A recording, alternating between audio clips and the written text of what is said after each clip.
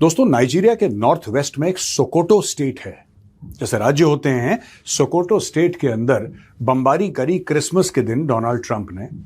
American jets गए और वहां पे भारी मात्रा में उन्होंने बमबारी करी और यह बोला कि साहब यहां पे आइसिस के टेररिस्ट हैं, इस्लामिक स्टेट यानी कि दाइश के टेररिस्ट हैं और वो लोग क्रिश्चियंस के ऊपर अत्याचार करते हैं, उनको मारते हैं। वहां पे जेनोसाइड का एक सूरत बन चुकी है, तो उनके खिलाफ हम लोग कार्रवाई कर रहे हैं।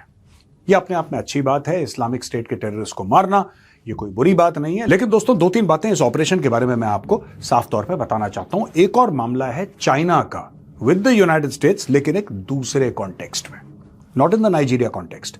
अच्छा दोस्तों, अब यहां पे बमबारी करी है और ये जॉइंट ऑपरेशन था नाइजीरियन मिनिस्ट्री ऑफ डिफेंस और अमेरिकन का। Intelligence was provided by the Nigerian government.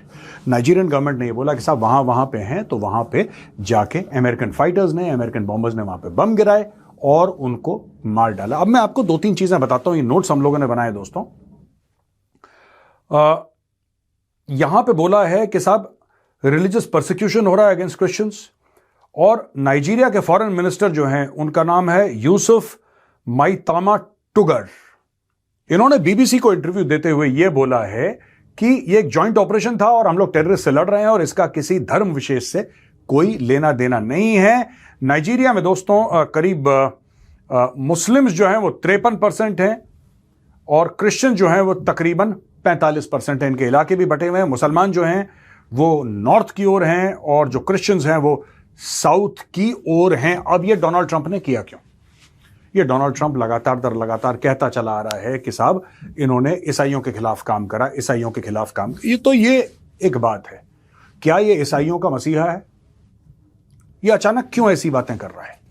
अगर आप देखेंगे डोनाल्ड ट्रंप के पिछले दिनों में दो स्टेटमेंट थे दोस्तों, एक व्हाइट्स को लेके, अब क्रिश्चियंस को लेके। व्हाइट्स इसने बोला कि साउथ अफ्रीका में टारगेट हो रहे हैं। सिरिल रामाफोसा जो वहां का प्रेसिडेंट है उसको व्हाइट हाउस में बुलाया और उसकी बेइज्जती करना चाहिए, यानी लार्ज स्क्रीन पे दिखाया। तो सिरिल रामाफोसा ने हंस हंसा के उस चीज को टाल दिया, अगर बकवास कर रहा है, ऐसा कुछ भी नहीं है, राइट। और इसका प्रूफ भी नहीं है अमेरिका के पास, लेकिन उसने करा व्हाइट्स के खिलाफ।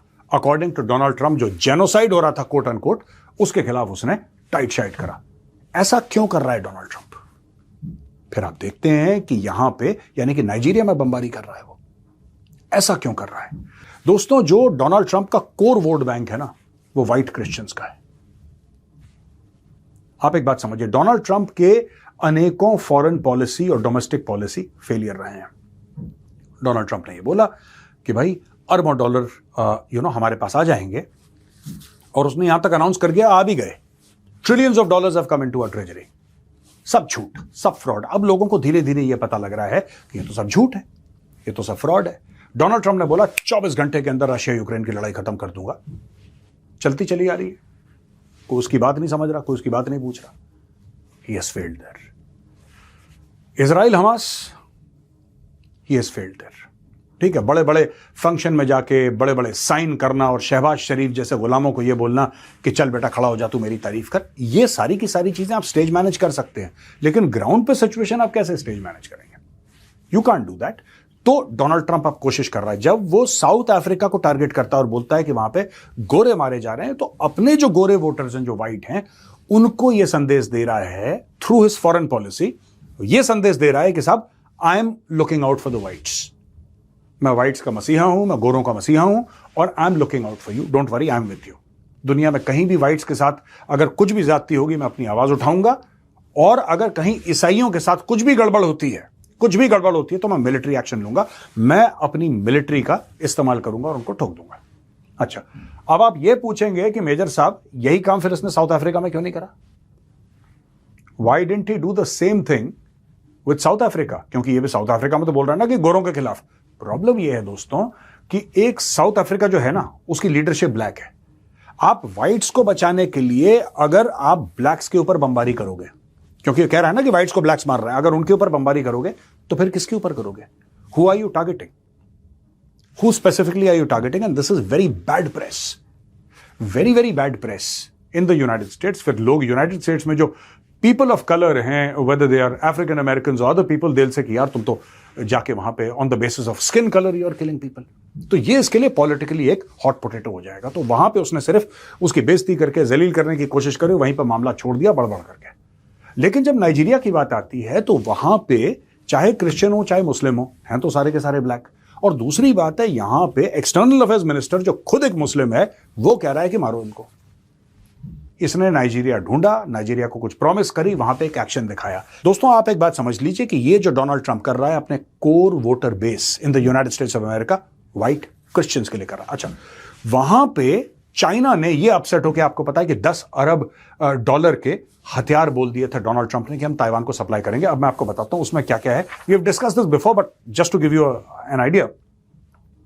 82 इसमें हिमार्स हैं, high mobility artillery rocket systems.